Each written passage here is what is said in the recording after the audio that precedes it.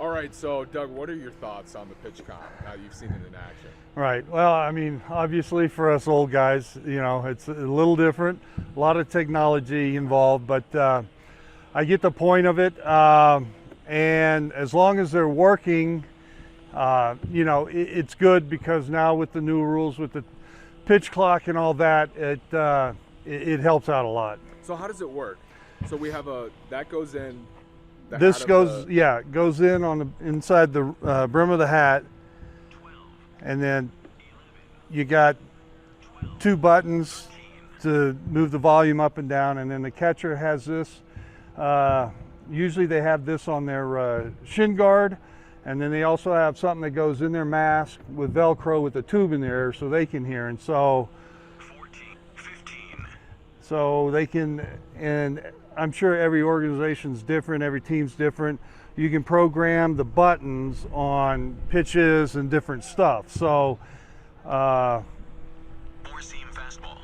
So Curveball. Slider. each one different pitch, maybe a different, maybe like a pickoff or something like that. So, like I said, as long as they're working, it helps with the pitch clock, and hopefully guys can get used to it and use it to their advantage of getting into some kind of rhythm.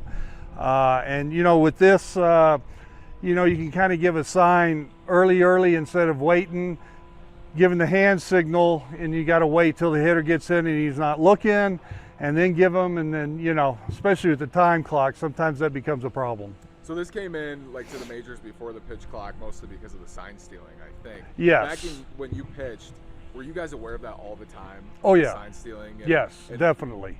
How do you think you would have liked to have this when you were throwing?